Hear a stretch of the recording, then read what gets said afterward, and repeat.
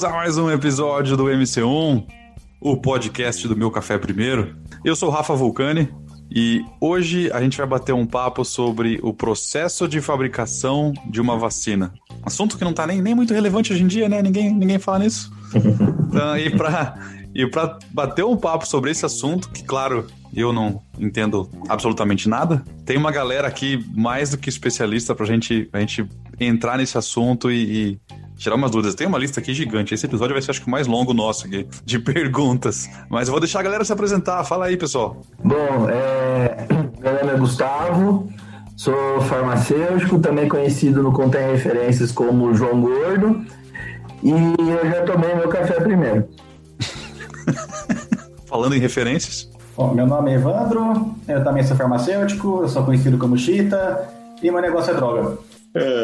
Meu nome é William, eu sou conhecido como Mentira, longa história do porquê, e estou tomando meu café aqui de Belfast.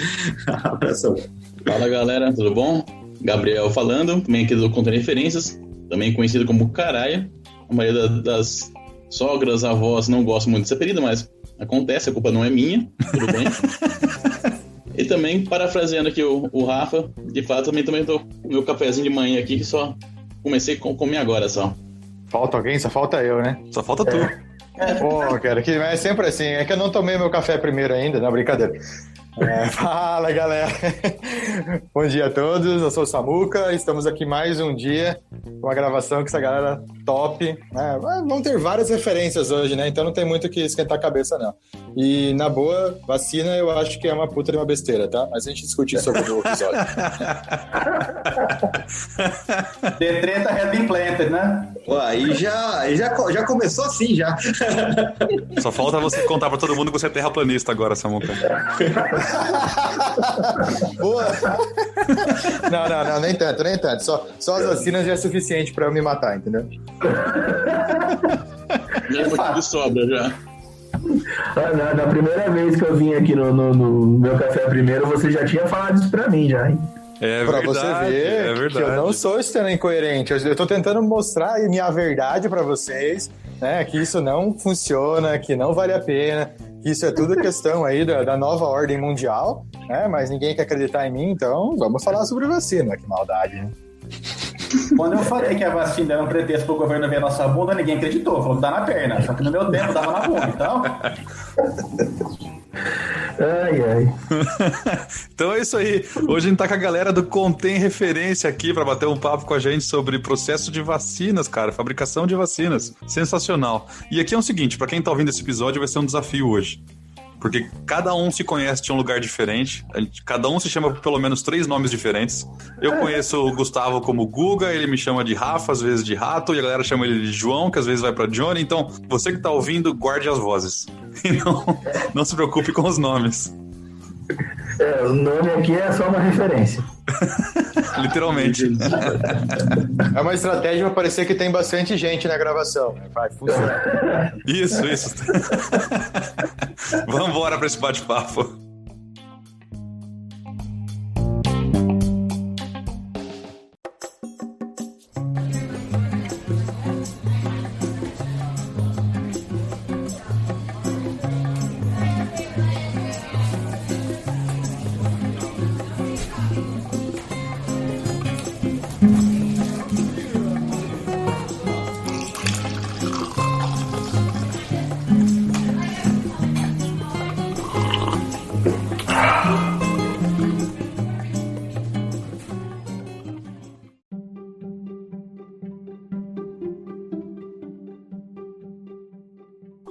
Deixa eu não sei nem por onde começar, tá? Eu vou deixar vocês desenvolverem o esquema, mas hoje em dia, cara, o assunto Trending Topics, né? Daí, produção de vacina e vacina saindo, já faz 3 meses que vai sair na semana que vem, e toda essa atenção e apreensão com relação a quando vai sair a vacina, né? Principalmente por causa do Covid-19 agora. E a galera fala em fases. Se alguém me perguntasse, você sabe o que são as fases? Eu vou perguntar assim, qual jogo? Não sei, cara. Então eu não conheço absolutamente nada. Então, explica pra gente aí como é que tudo começa, como é que essa coisa toda, da onde vem, né? Começou, estourou uma pandemia. A gente tem aí um vírus novo solto no mundo. A partir de que momento se declara, fala, pô, isso aí precisa de uma vacina nova? É assim, uma doença, quando ela é descoberta, né? Vamos pegar mesmo aí a questão aí da Covid-19. Começou lá na China algumas pneumonias que não se sabiam a causa, né? Começou lá pelo que eu me lembro, lá no meio de novembro, final de novembro de 2019, né? E aí eles foram investigando a causa, até que chegaram no SARS-CoV-2, né? Que é o agente etiológico, é um vírus, e ele é diferente do SARS-CoV, que acometeu a China, na mesma região, lá pelo ano de 2002, 2003, tá? Como que chegam nessa questão da nova doença, né? Primeiro eles veem um sintoma que acontece, por exemplo, nesse caso aí a pneumonia, e eles não conseguiam descobrir a causa. Por que eles não conseguiam descobrir? Eles pegavam lá uma amostra do tecido da pessoa que estava com aquela pneumonia e não descobriam nada, assim, tipo, não tem uma bactéria que a gente conhece, não tem um vírus que a gente conhece. Então, o que está causando a pneumonia, né? Qual que é o agente causal dessa pneumonia? E aí demoraram, no caso da China, que foi muito rápido, tá? Questão de 1 mês e meio, que é lá no final, por isso que é o Covid-19, porque foi descoberto, e foi assim, tipo, eu não lembro se é 31 de dezembro, dia 30 de dezembro, que eles bateram o martelo que era uma nova doença, entendeu? Por isso, por 2 dias não é Covid-20, né? Uhum. Então, lá na China, e por que eles tiveram até essa rapidez, né? A ciência, ela tenta falar, né, ela tenta jogar em algumas coisas que aquela região da China, ela tem um potencial muito grande de nascimento de novos vírus, né, porque foi lá que nasceu o SARS-CoV, né? Então, desde 2007, a gente tem artigos que falam do potencial daquela região de ter um novo vírus saindo. Então, existem vários estudos falando sobre isso, né? Inclusive, no Brasil, a gente também tem regiões, principalmente na Amazônia, né, no Pantanal, talvez com essas queimadas, talvez saia até alguma coisa nova dali, tá? Que existem estudos que falam do potencial da região. Por quê? São regiões que estão sendo desmatadas, você tem contatos com vírus que às vezes ficavam ali na natureza, né, circulando entre os animais silvestres, e quando você tem um desmatamento muito grande, esse vírus ele pode sair do animal para o ser humano. Então você tem regiões potenciais de novas doenças. Com a questão da vacina, né, a gente pode falar vírus. Normalmente a gente joga vacina. Por quê? Porque um vírus, ele é difícil você tratar com medicamento. Porque os alvos do medicamento, para você matar um outro ser que não é um ser humano, né? Você quer, por exemplo, uma bactéria. Uma bactéria, ela tem uma proteína específica da bactéria que você consegue jogar um medicamento um antibiótico, que vai matar aquela bactéria. Com o vírus, como ele usa o nosso maquinário celular para se reproduzir, muitas vezes um medicamento que vai matar aquele vírus também é muito prejudicial para o ser humano. Então, por isso que um antirretroviral, ele tem muitos efeitos colaterais, né? Por exemplo, para o HIV, né? Usar um antirretroviral, você tem que ter um acompanhamento muito de perto, porque ele tem muita reação adversa. Né? É muito difícil você fazer um medicamento para um vírus. Qual que é a melhor estratégia? É você produzir uma vacina. Porque a vacina, ela vai pegar um pedacinho do vírus, que é só do vírus, e vai fazer o nosso organismo reconhecer aquele pedacinho e falar, mano, mata esse negócio aqui, ó. É esse negócio que você tem que ir atrás. Então, você direciona o sistema imune, né, para que o próprio sistema imune mate aquele vírus, né, mate entre aspas, né, não, mentira, vai bater em mim aqui, e você consegue uma eficácia melhor com uma vacina do que com um antibiótico, por exemplo, por causa desses targets, né? Desses alvos que nós temos, que nas bactérias são mais fáceis a gente produzir um medicamento contra do que contra o vírus, né? E ainda falando um pouquinho da relação causal, nós temos um exemplo aqui no Brasil, né, que fala que a China demorou, que a China não sei o quê. Eu não estou defendendo a China, tá? Mas eles foram muito mais rápidos do que a gente. Por exemplo, com a questão do Zika vírus, né, que demoramos uns 2 anos para descobrir a relação causal entre o Zika vírus e aquele problema que me fugiu o nome aqui agora, que é o microcefalia. Microcefalia. Essa relação causal demorou 2 anos para acontecer, né?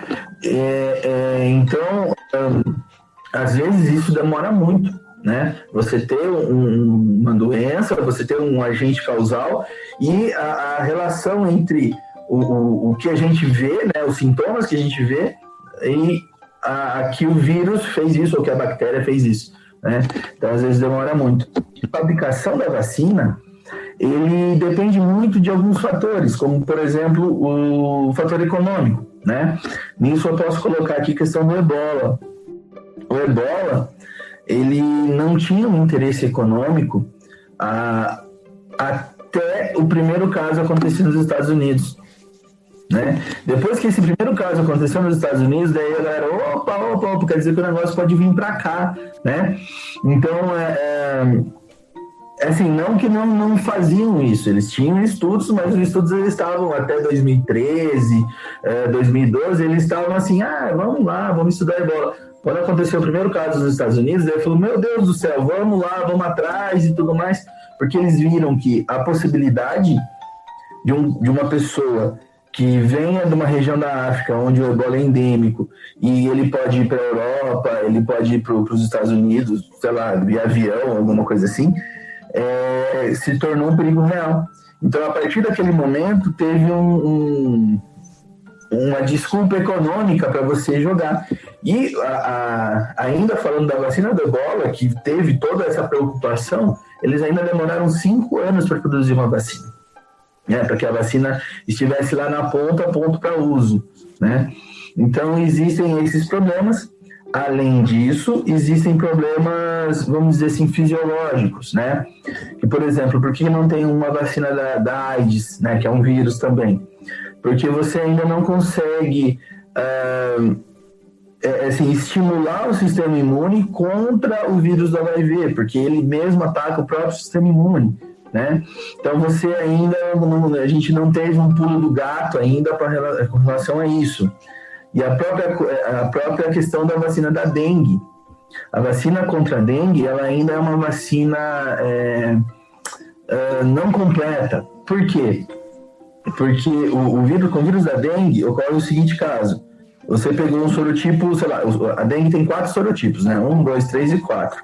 Se você pegar o sorotipo 1, você tem uma dengue e tal, passa mal, tal, lá 7 dias, relativamente tranquilo. Se você pegar a dengue de outro sorotipo, né, você pega de novo, você pega, sei lá, sorotipo 2, 3 ou 4, você tem a dengue hemorrágica. Uhum.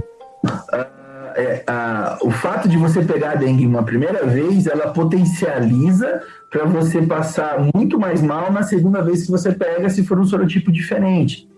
E o sorotipo das vacinas da dengue que a gente tem é do sorotipo 1 e o sorotipo 2, que são os mais prevalentes no Brasil. Então, se eu tomar uma vacina da dengue com sorotipo 2, se eu pegar a dengue com sorotipo 3, eu posso ter uma dengue hemorrágica. Então, por isso, a gente ainda não tem uma vacina que nos protege dos 4 sorotipos da dengue. Então, você tem aí entraves econômicos e você também tem entraves fisiológicos, né, para você produzir uma vacina. Então, assim, os estudos contra a Covid, eles estão muito, assim, muito rápidos, mas nós temos informações que podem chegar na vacina e pode, porque ela é muito parecida com o SARS que aconteceu em 2003, mas ainda existem entraves e por isso que os estudos estão acontecendo.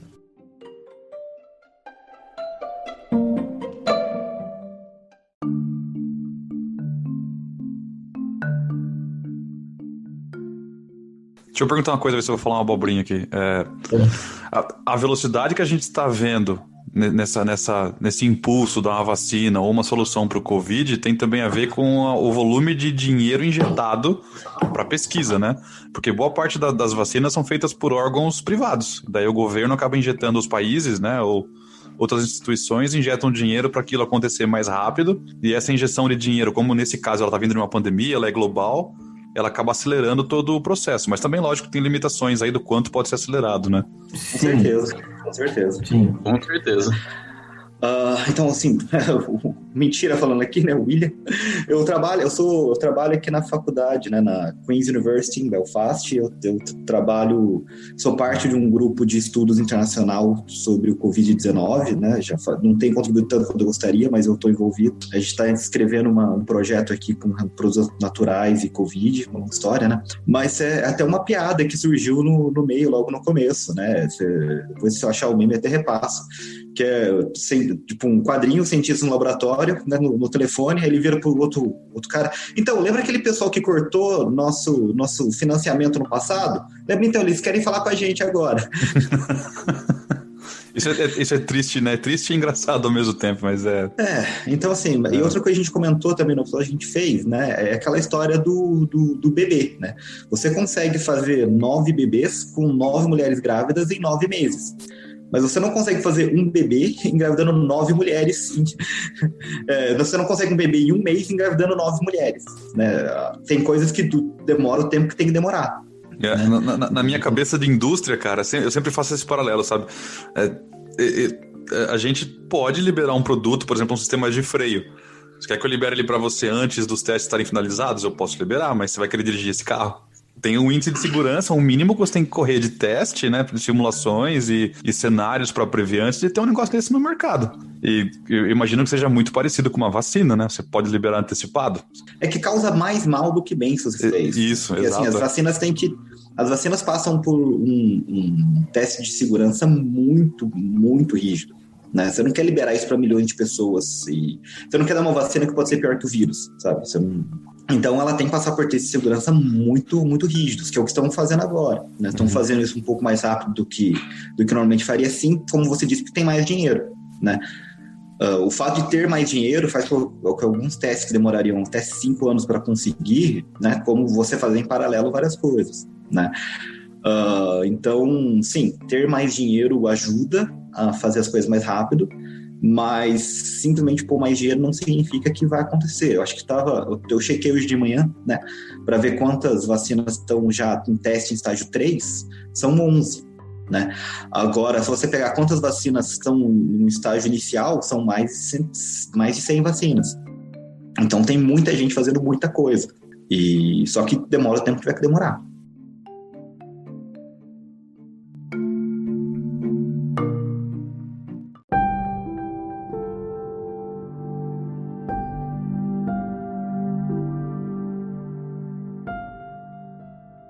Com relação à parte econômica, imagine para a indústria, né, farmacêutica, quanto que ela vai conseguir lucrar se ela for a primeira indústria que descobriu uma vacina para o SARS-CoV-2 atualmente. Ele vai lavar a égua e ganhar dinheiro, né, sozinho. Então, não só isso, né, mas você tem, acho que a vacina de Oxford, eu esqueci se ela tá com a Pfizer, né, mas eles estão vendendo a vacina a quase preço de custo, né? Porque não só para ela é interessante ela fazer parte desse movimento global, como ia pegar muito mal ela fazer igual aconteceu com algumas coisas nos Estados Unidos. Cada vacina, a dose é $200 milhões. Então, vendendo a preço de custo, ela não só mostra que ela tá envolvida com isso, que ela é um bom marketing para ela, porque tentar mostrar que ela está se aproveitando da situação numa pandemia pegaria muito mal, né? Então, sim, ela pode ganhar muito na quantidade, mas ela não vai ganhar tipo no preço exorbitante, o que ela poderia fazer. Né?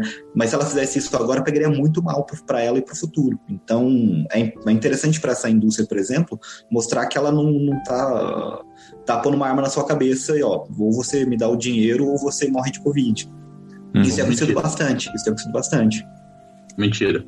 Eu estava vendo, acho que, não sei onde que eu vi, se foi no Xadrez Verbal ou numa live do Átila. Ele até comentou que depois que deu aquele probleminha que pausaram o sistema, a pesquisa clínica da Oxford, né? Foi aquele paciente britânico que teve uma reação meio forte, não lembro qual foi, inflamação medular transversal, não é? Alguém lembra o nome correto? É por aí. Depois desse que teve esse relato, depois o cara recuperou, tal, a Pfizer, né? A Oxford, eu acho, eles liberaram até para a população o protocolo clínico, o que estão verificando em cada etapa. Realmente isso fica fechado, né, para o patrocinador e para quem está pesquisando. Eles abriram o teor do protocolo, deixaram público. Para ser... Não, que bom, eu não tinha visto isso. É para deixar o mais transparente possível, né? Exato. Gente, só para corrigir, não é Pfizer, tá? É AstraZeneca. AstraZeneca. Isso, valeu. Deixa eu traçar um paralelo aqui. Vocês já falaram nos programas de gestão de projetos, né? Então, o desenvolvimento de produtos farmacêuticos não dá para a gente fazer por metodologia ágil. Tem muita coisa, tem que fazer uma coisa depois da outra, então tem que seguir o método cascata, que não tem jeito. Uhum. Você vai construir uma casa, você não consegue fazer o telhado antes de fazer o alicerce e as paredes. Então, infelizmente, você tem que esperar. Isso aí, então, até que o Rafa perguntou no começo quais são os negócios das fases clínicas, etc. É porque teve um caso nos anos 60, que até foi que começou a parte de farmácia clínica que o Johnny trabalha, que chama-se talidomida, né? Que era um medicamento que o pessoal vendia como se fosse para tratamento de enjoo. Aí quem tem muito enjoo? Grávida. Aí começaram a recomendar esse medicamento, né? Toma talidomida até sair pelas orelhas. Só que no desenvolvimento desse produto, isso foi notado por uma pessoa lá nos Estados Unidos, eles não fizeram todos os testes de segurança para você poder falar que esse medicamento era seguro para grávidas. E aí, depois de um tempo, começaram a ver que nascia um monte de crianças sem braço, sem perna, ou com os braços e pernas deformados, que a gente chama de efeito teratogênico, né? E se descobriu depois que esse medicamento causava, durante o desenvolvimento do inicial do feto, não desenvolvia os braços e pernas direito. E aí deu um baita de um problema, tal. E depois disso, se passou a exigir cada vez mais testes de segurança para você poder aprovar esse medicamento. Então, tem muita gente que reclama da Anvisa. Ah, Anvisa isso, Anvisa aquilo. A Anvisa, ela tem que zelar pela nossa segurança. E ainda bem que existe a Anvisa, e que a Anvisa é cada vez mais exigente na documentação que eles exigem documentação pra caramba. Uma vez eu vi um processo de um medicamento, dava uma pilha do tamanho do meu braço de papel. E se tiver uma vírgula fora do lugar, eles vão questionar, porque os caras leem tudo, eles são muito bons, e vão ver, isso aqui tá errado, sabe? Eles questionam, você tem que explicar, você tem que corrigir, se não tiver certo, eles não aprovam. Então, é bom você ver isso, que agora, assim, essa semana saiu que a vacina aí acho que foi essa Sinovac ou essa de Oxford, mandaram o processo para a Anvisa revisar. A Anvisa vai dar uma prioridade, claro, né? Vai revisar isso daí, e se não for aceitável os dados que eles mostraram, se não tiver segurança, não tiver efetividade, eles não vão aprovar, ponto final. Porque não adianta você ter produto no mercado, vai todo mundo tomar vacina, estamos curados. Não estamos protegidos, não estamos curados. Então eles zelam sempre pela nossa segurança em primeiro lugar. Uhum. Aí tá outra coisa que eu queria perguntar. Como é que funcionam essas tão famosas fases que a gente ouve falar hoje em dia? O que é a fase 1, a 2 e a 3? E é só isso mesmo? Ou tem mais coisas que vêm depois? Tá, esse aí é o combinado para eu falar. Então, assim, a fase 1, então, você tem um medicamento que foi desenvolvido, então você passou por teste em laboratório, você passou por teste em animal, que é tudo uma parte do pré-clínico que a Carol já falou, específico, assim, muito sobre isso no nosso programa que a gente fez uns tempos atrás, né? Já fazendo aqui o nosso jabá, desculpa aí. Não, por favor, faça, eu até ouvi, antes de gravar aqui, eu tava ouvindo o episódio 5. Então, assim, depois que você viu, né, nos modelos, etc., que o negócio tem potencial, aí você passa para os testes em humanos. O teste humano já depende de aprovação de conselho de ética, já tem um custo mais elevado, você tem que alocar um pessoal especializado para fazer, porque é um negócio meio complicado, você está lidando, animal, tá bom, animal, é vida, você tem que respeitar. Só que você matar uma pessoa por negligência, você vai dar o processo por homicídio, sabe? É um pouco mais complexo, então os níveis de segurança são maiores. Basicamente são 4 tipos de fases clínicas, né? Então a fase 1, eles vão dar esse medicamento para umas 20, 100 pessoas assim, para pessoas saudáveis, para ver se ninguém vai morrer, vai ter um efeito absurdo assim, o cara tomou a vacina, o braço dele caiu em seguida. Não, aí não dá certo. Então faz esse primeiro teste, avalia se as pessoas têm reação, vê um tempo ali, vê como é que é a resposta imunológica. Tá bom, passou, deu tudo certo, aprovou, não teve nenhum efeito, vai para a fase 2. A fase 2 já pega aqui uns 100, 300, 500 pessoas que têm essa doença ou têm a condição. Então, assim, no caso aqui, são pessoas, profissionais de saúde que vão estar expostos ao SARS-CoV-2, né? E você vê como que essa pessoa vai reagir, então, se essa pessoa vai pegar menos a doença, se ela vai desenvolver resposta imune, e você ainda continua valendo a segurança. Segurança aqui vai ser sempre a parte do estudo clínico. Você começa também a avaliar se você vai injetar uma vez e vai dar 2, 3 doses, se você vai colocar por comprimido, se vai ser a vacina por via nasal. Então, você avalia as formas de administração. Aí vem o governo e fala, não, bunda. Bunda, não. Bunda é sempre, né? Aí, beleza, algumas a gente aqui tá na fase 3, né? Passou a fase 2, você já viu que ela, né, já tá um pouquinho melhor. Ok, a fase 3 já vai pegar bem mais gente. Então, aqui 5, 10, 30 mil pessoas para você ver a questão qual vai ser a dose que você vai dar. Então, você afina esse processo de ajuste de dose e você vai, né, avaliar mais o número amostral de pessoas para você ver quais são os efeitos. Passando na fase 3, você vai mandar isso para o órgão regulador para conseguir o registro desse produto. E também você faz o controle na fase 3 com placebo. Então, você vai pegar aí 30 mil pessoas, vamos dizer, metade vai tomar placebo, então vai tomar só uma solução de salina, que é água com sal, e outra parte vai tomar a vacina. E, teoricamente, ninguém pode saber quem está tomando o quê, porque o médico, o pesquisador clínico, o paciente, ninguém pode dizer assim, eu tomei a vacina, então se o fulano lá, quando tomou a vacina, ficou com o dedo do pé vermelho, eu também vou ficar. Acontece isso do efeito placebo, né? Da pessoa acreditar que ela tem uma doença e ela vai ter a doença. Uhum. Você faz essa avaliação para você provar que o seu medicamento, o produto funciona, né? E não que é uma coisa na cabeça da pessoa. Claro, para a vacina você está fazendo aqui nesse teste porque hoje em dia está mais complicado. Então você vai testar com o placebo. Agora, se a pessoa, vamos supor, você está bolando uma nova terapia para câncer e já existe um tratamento padrão, você não vai deixar uma pessoa que está com câncer sem medicamento, né? Então você faz ele versus o tratamento padrão. Não é nem ético você deixar essa pessoa que já tem um tratamento para essa doença sem tratamento. E você vai comparar se esse produto é mais eficiente, se tem menos efeito colateral, e tem vários tipos de teste. Beleza, fiz fase 3, passou para o órgão regulador, o órgão aprova. Depois existe ainda fase 4. Né? Então, até quando a gente fez nosso programa, a gente brincou que era cobaia, né? A Carol deu bronca, quase matou o caralho, porque não vai ser mais tão voluntário assim. Você vai lançar tudo no mercado e a empresa vai observar. Quando você dá assim, 30 mil pessoas, é uma coisa, tá bom, você pode observar um efeito que seria raro. Você vai dar aqui essa vacina para 7 bilhões de pessoas. Então, ali você vai observar se tem algum efeito que é mais grave.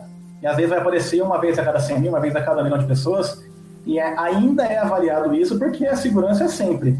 Então, outro dia saiu, a Anvisa desrecomendou um outro produto que é para enjoo para grávida, porque 3 pessoas em 14 mil mulheres, as crianças nasceram com algum problema. Então, foi questionado isso aí, por que a Anvisa está sendo tão criteriosa, né? Mas eles recomendaram o uso desse produto para grávidas até 4 meses, porque 3 mulheres tiveram problemas na gravidez em 14 mil pessoas observadas. Mesmo que depois o produto esteja no mercado, a Anvisa está sempre de olho, e as empresas têm que relatar quando tem problema, e se tiver algum rolo, que nem a gente até falou no programa nosso aí sobre o Celecoxib, que era o Vioxx, falou sobre o Vioxx, que o produto estava no mercado, e depois estava no mercado, se viu que esse medicamento, quando a pessoa usava muito, ele causava, as pessoas morriam porque tinha infarto. E recolheu do mercado, ponto.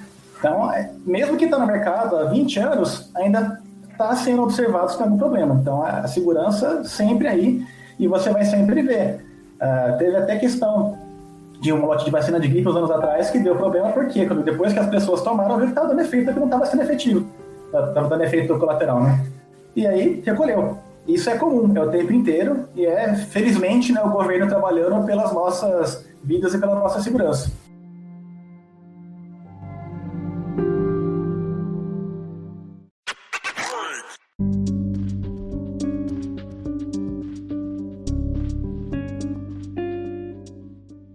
Então, eu queria fazer um jabá da farmácia clínica, né? Que isso que o Chita está falando é farmacovigilância, que é uma das coisas que o farmacêutico clínico faz, que é ver se o medicamento é seguro ou não, ou o quanto ele é seguro, né? Esse estudo que o Chita comentou é da ondansetrona, que era um medicamento para enjoo. Ele começou sendo usado para pacientes com câncer, né? Para diminuir o enjoo em pacientes com câncer. como ele é antiemético, começou sendo usado para grávidas e agora ele está descontinuado para essa função. Não que ele ainda não esteja no mercado, ele está no mercado, mas assim, a indicação dele, o protocolo onde ele é prescrito agora voltou para ser só para oncológico, né? E é isso que a gente vai construindo. A fase 4 ela nunca acaba, porque na fase 4 a gente vê como que o remédio, como o medicamento, como o princípio ativo, ele se dá, né? Com a população inteira, porque até a fase 3 a gente tem um N, né?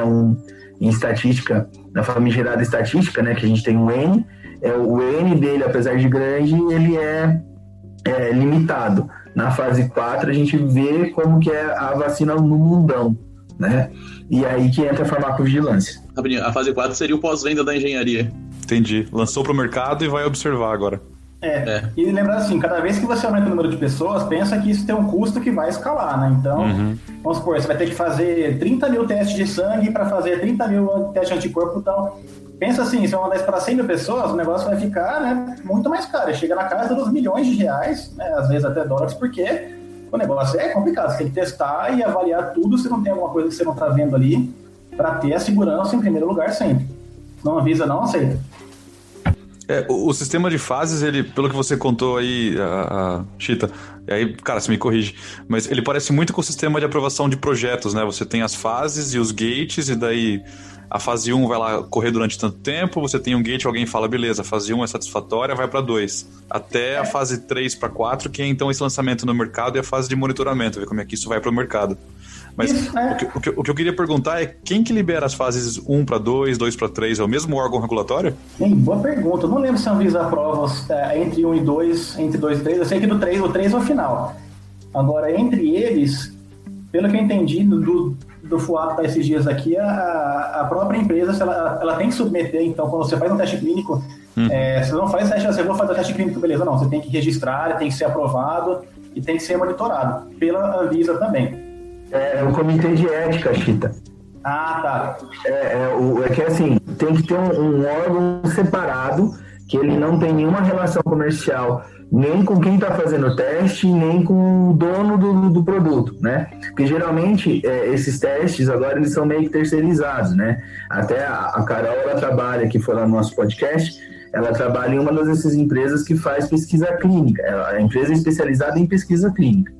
E aí existe um comitê de ética que não é ligado a nenhuma dessas duas empresas e eles têm que submeter o estudo a esse comitê de ética e o comitê de ética fala, não, a fase 1 acabou, é isso mesmo, vamos para a fase 2 e por aí vai.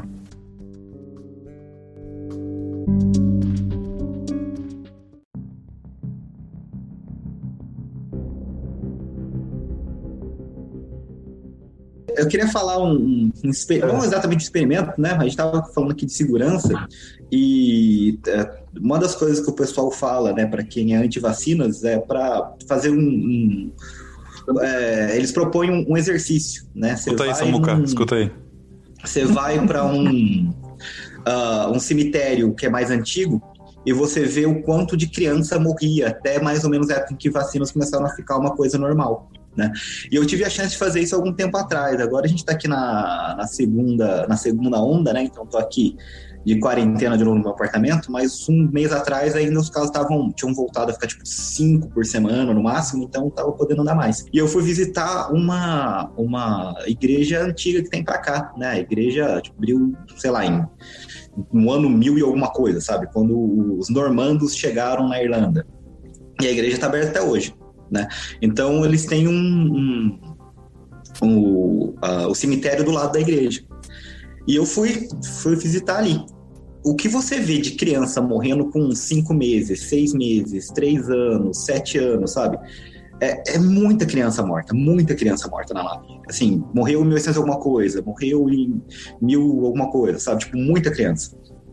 Então, uma das coisas que a vacina revolucionou, e assim, e para mim, como farmacêutico, como pesquisador, a adição de vacinas no nosso arsenal terapêutico é uma das coisas mais revolucionárias que já aconteceu. Né?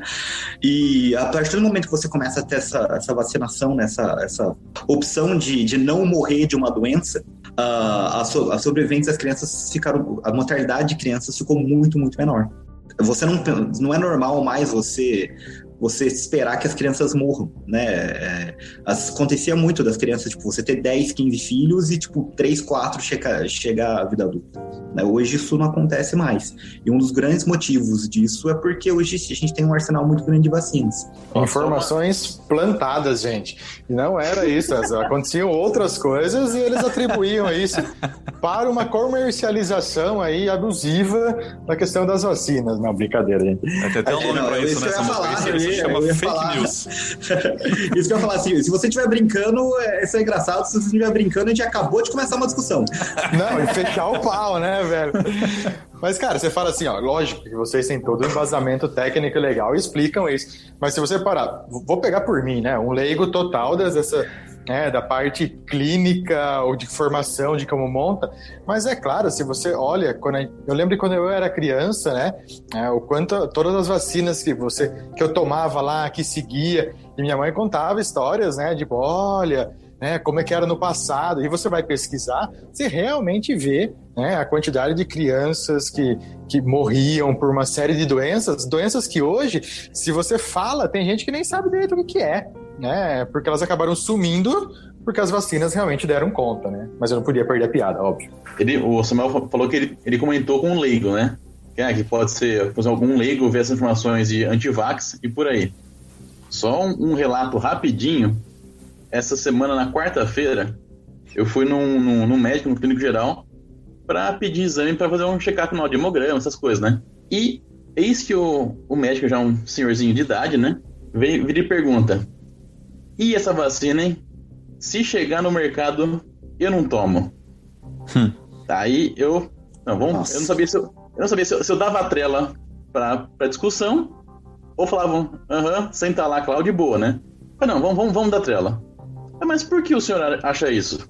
Ele a vacina para não sei o que, nem lembro qual doença ele mencionou, demorou uns 12, 13 anos para ficar pronta. Essa, vamos fazer que em 6 meses? Ah, não, isso aí é só um complô da indústria farmacêutica para ganhar dinheiro. As vacinas não vai ser eficaz nem um pouquinho. Eu sou um cara, até certo ponto eu tento ser um cara sensato, né?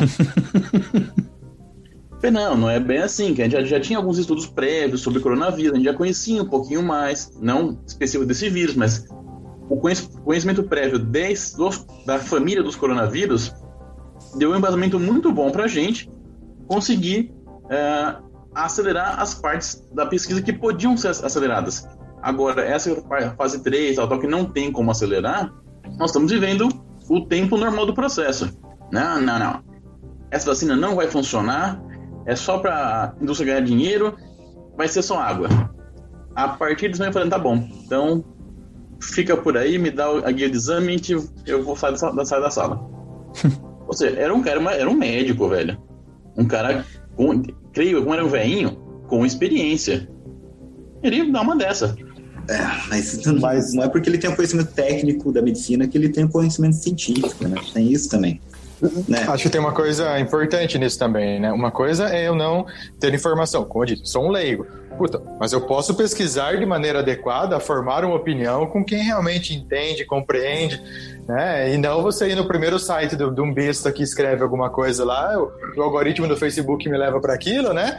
E aí eu realmente acredito nisso. Por isso a importância de você pesquisar, ouvir adequadamente, quem realmente entende, né? Eu mesmo tô tendo uma aula aqui hoje, cara. Tô feliz pra caramba, cara. Cara, o que me dá mais raiva nesse movimento, além do fato de poder matar milhões de crianças e de pessoas porque você nega um tratamento que existe, né?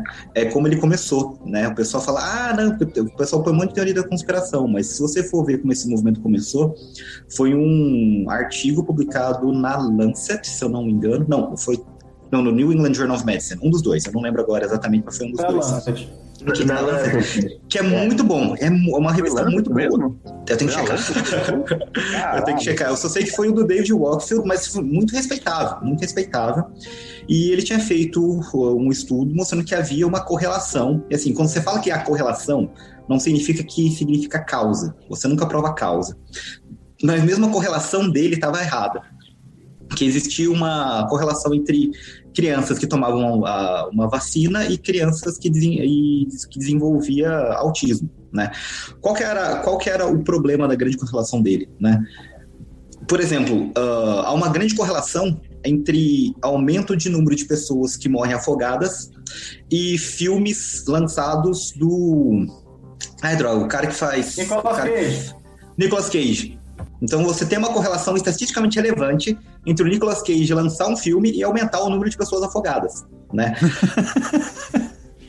Agora, a correlação não é causa, né? O que acontece é que do autismo, as crianças que normalmente, você normalmente dá aquela vacina nessa idade.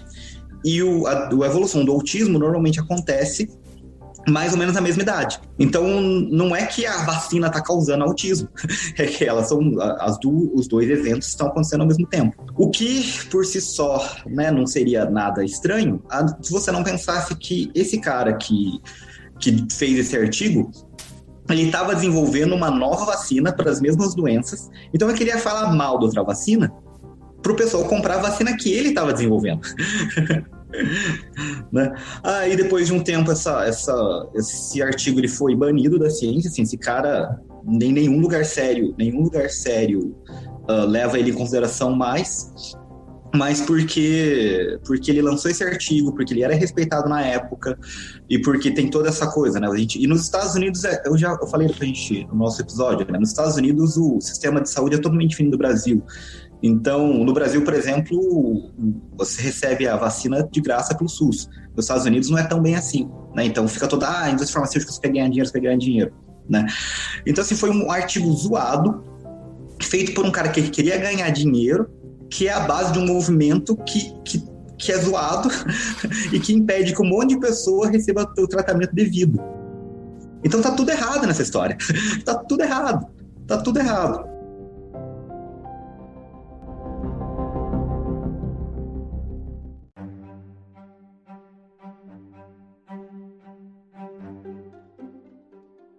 Eu queria pontuar 3 coisas aqui, né, que eu também já peguei gente falando assim, eu acho que a indústria farmacêutica conhece a cura para o câncer e não lança porque quer ganhar dinheiro.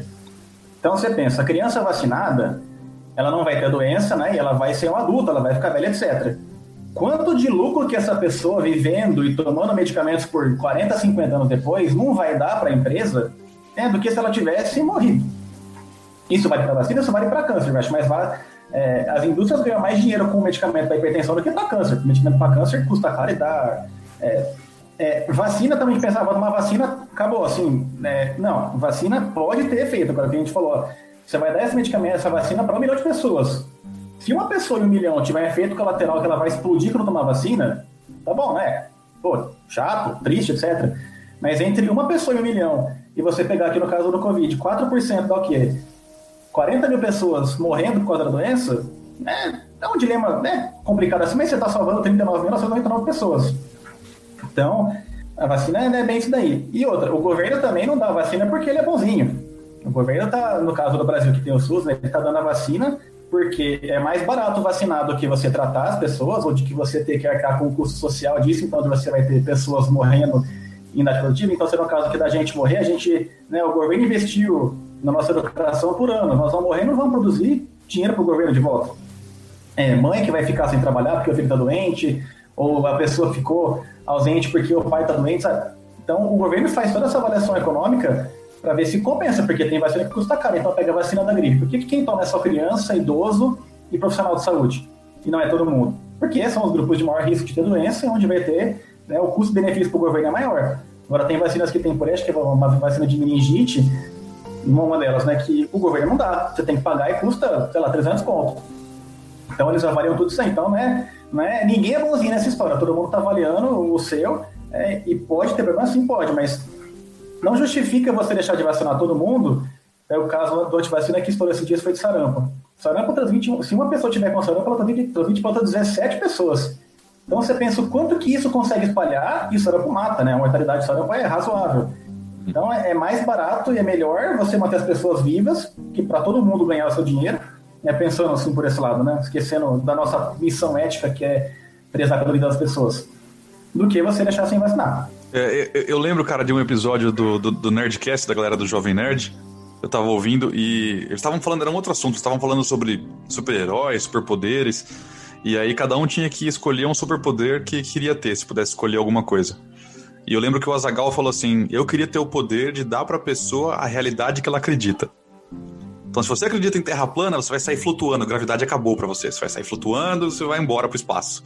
Se você acredita que vacina não funciona, você vai perder todo o efeito de vacina. Você vai pegar rubéola, vai pegar catapora, vai pegar pólio, você vai se ferrar.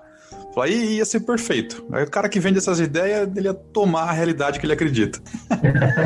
Mas esse tipo de coisa, cara, em 2020, a gente ter ainda que explicar que vacina funciona e que a Terra é redonda, Cara, acho que o caralho falou bem, a gente tem que ter um mínimo de calma pra não sair enforcando gente na rua. Lembrando que o nosso Programa Nacional de Imunizações, né, do SUS, cara, ele é a base do programa de imunização da OMS, velho. Nesse quesito, nós estamos muito bem com o SUS. É meio capenguinha, é outros critérios? É. Mas o nosso PNI é base para a OMS. Mas certo? a OMS é comunista, viu, caralho? É verdade. Comunista de esquerda, fake news. Eu quero levantar 2 pontos com relação ao artigo científico, tá? Que o Samuca tinha falado, né? Questão de leigo. E complementando o que o Mentira falou. Nem todo artigo científico, ele é, vamos dizer assim, 100%. Não é só porque, por exemplo, saiu na Lancet, que o negócio meu Deus do céu, é incontestável, né? E até porque isso é uma premissa da ciência. Tudo é contestável, né? Então, uma coisa que a gente tem que ler, né, quando a gente faz a medicina baseada em evidências, né, que é uma das coisas que a gente faz na farmácia clínica, é ver o conflito de interesses, né? Nem sempre aquele artigo ele é 100% de acordo com a realidade. Às vezes ele é um jogo de interesses, às vezes ele é uma narrativa, tá? Mas eu não estou querendo dizer que a gente tem que não acreditar na ciência, muito pelo contrário, porque a ciência eles têm os seus próprios mecanismos para que isso não ocorra ou que minimize muito, tá? Um exemplo que a gente teve esse ano foi um artigo na mesma Lancet, né? Falou lá da hidroxicloroquina, que não funciona, porém ela faz mal, né? E aí depois de uns 15 dias viu que tinha um problema naquele artigo e tinha um conflito de interesses em um dos autores e aquele artigo foi retirado. Você é automaticamente de esquerda a partir de agora. Não, eu já sou de esquerda, já faz tempo. Ele tá falando que faz mal. Não, ô Johnny, Oi. nesse lance da Lancet, o problema não eram nem não era o que o artigo concluía, mas parece que quem escreveu não teria como ter acesso legal aos dados que ele publicou. Então, foi um problema nos dados. Então, os dados estavam corretos, só que ele não poderia ter acesso aos dados que ele publicou. O problema teve um problema na Austrália, que os números que o artigo apresentava da Austrália eram maiores que o número que a Austrália tinha dado oficialmente. Então, teve um probleminha. Ah, é verdade, tinha isso também, é verdade. Teve esse pai. E assim, a ciência ela se autorregula, né? Mas toda vez que a gente lê um artigo, a gente tem que ter análise crítica daquilo, né? Então, a gente, dentro da ciência, né, dentro da nossa área, e não só de vacina, mas também com relação a medicamento, medicina baseada em evidências, uma das coisas que a gente sempre tem que ter é a análise crítica sobre aquele artigo, né? E nesse artigo específico que ele falava que a hidroxicloroquina não funciona, a gente continua achando que a hidroxicloroquina não funciona não por causa desse artigo, mas porque existem inúmeros artigos que relatam a mesma coisa, né? Então, não é um artigo que vai falar que a Terra é redonda, por exemplo, são todos os artigos que vão falar desse assunto vão falar que a Terra é redonda. Durante 1.500 anos. Negativo, Terra é redonda, cara, entendeu? A sua fonte é tendenciosa, porque todos os artigos que falam que a Terra é redonda é baseado em fatos em coisas da NASA. É verdade. É tendenciosa a sua afirmação aí. Mesmo antes da NASA existir. Então, a NASA é comunista e o Mentira tá aí para provar isso, que a NASA é comunista. Né? A gente ri, mas a gente tá chorando aqui. Sim.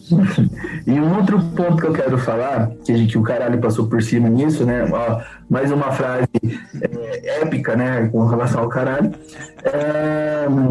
Que, assim, o artigo que eles liberaram na AstraZeneca e acho que mais 3 empresas liberaram, mais 2 empresas liberaram, é que, assim, como que eles vão determinar se a vacina funciona? Eles pegaram um número, né? Um N, que são 200 pessoas, vamos supor.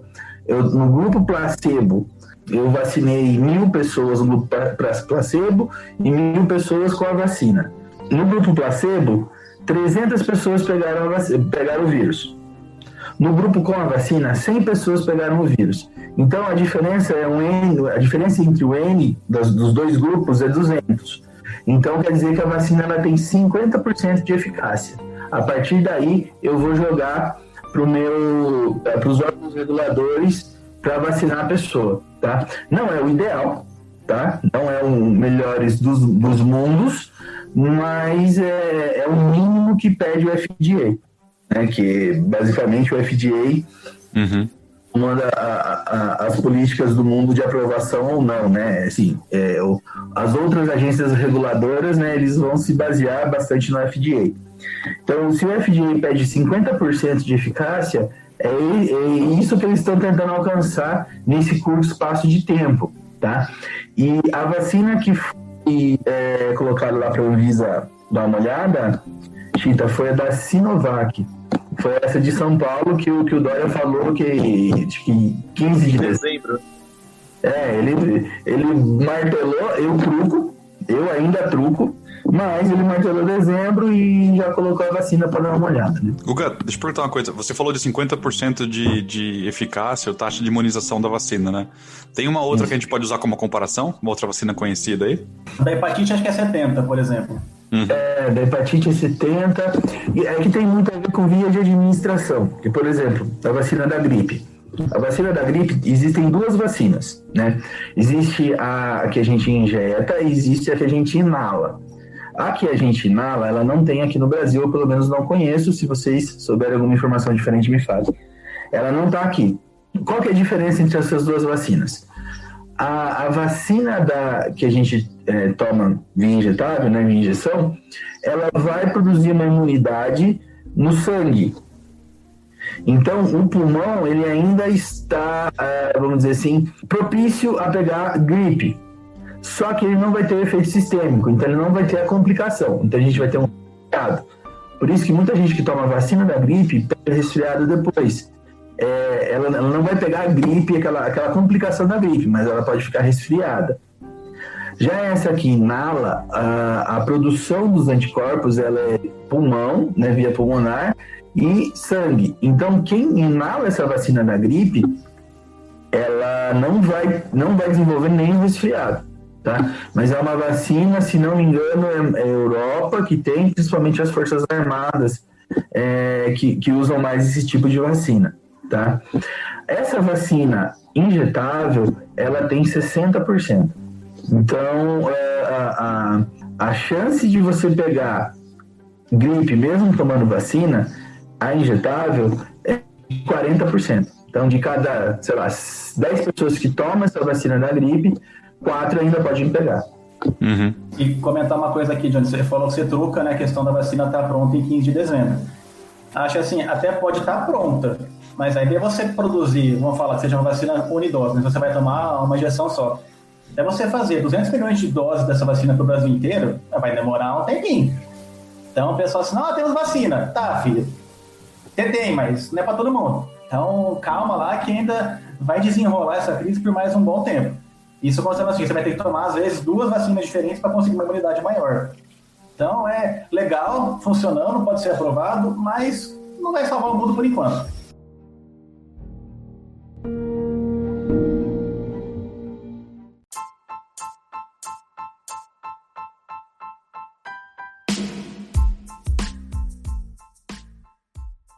Antes da gente ficar sem tempo, na verdade, eu queria que alguém falasse, ou vocês falassem um pouquinho sobre o Contém Referência. Divulga aí pra galera como é que encontra vocês nas redes, como é que acha o podcast. Sei lá, um comentário meio idiota, como é que acha o podcast? Acho que todo mundo sabe onde acha o podcast mesmo. Mas queria que vocês fizessem uma divulgação aí do Contém Referência pro pessoal. Então, gente, o nosso podcast Contém Referências, ele como vocês viram que a gente fala bastante, né? A gente são 4 pirulas falando sobre ciências farmacêuticas e é bem isso, é assunto de saúde com relevância na produção de medicamentos, em como funciona o medicamento, né? Então, toda essa questão das ciências farmacêuticas. Se vocês têm dúvidas, se vocês querem ouvir a gente um zoando o outro, mas também falando sério sobre saúde, dê uma olhada lá no seu tocador de preferência, né? É só colocar Contém Referências, que a gente está lá toda semana um capítulo novo, né? E a gente também está no Facebook, estamos no LinkedIn, estamos no Twitter, Instagram. E aí a gente vai divulgando. E se vocês quiserem colocar um assunto novo, se vocês tiverem dúvidas, se vocês querem que a gente fale especificamente sobre um assunto, só mandar lá pra gente que estamos aí. E a gente promete que a gente vai gravar um episódio novo um dia só pra contar a origem de cada apelido de cada um dos participantes aqui. Esse vai ser rápido.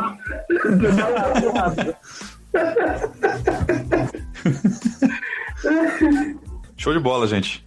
Eu quero agradecer pelo convite, mais uma vez, né? É a minha segunda participação aqui. Fico honrado de vir com esse espaço e eu sou muito fã aqui do MC1, Meu Café Primeiro. Ouço toda semana, né? Já falei pro Rato.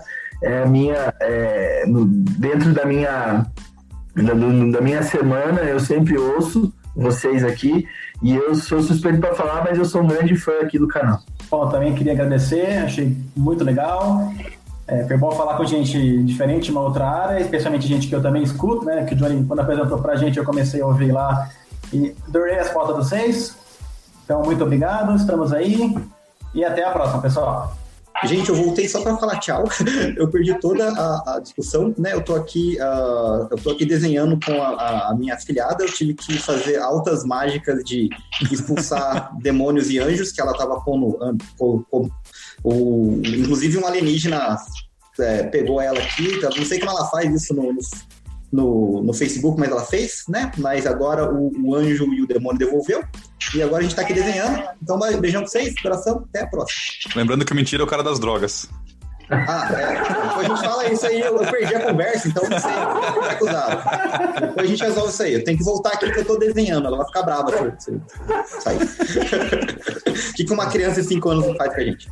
Galera, muito obrigado pelo convite aí. Eu também comecei a ouvir o Meu Café Primeiro depois que o Johnny participou. Eu já ouvi acho uns 3 episódios. O mais legal é a parte do Projetos Desastrosos, por enquanto. E também o de No Meu Tempo na Engenharia. Cara, prancheta é algo muito engraçado, realmente. Muito obrigado pelo convite. E foi muito bom ficar esse tempinho com vocês por aqui hoje. Valeu mesmo, galera. O prazer é nosso. E aí, todo mundo que tá ouvindo, sigam lá o Contém Referência. O trabalho dos caras é fantástico, muito bom. Se tá a fim de ouvir informação com dados embasados e dar umas risadas, cara, é um programa recomendadíssimo, não tenho o que falar. Valeu, galera.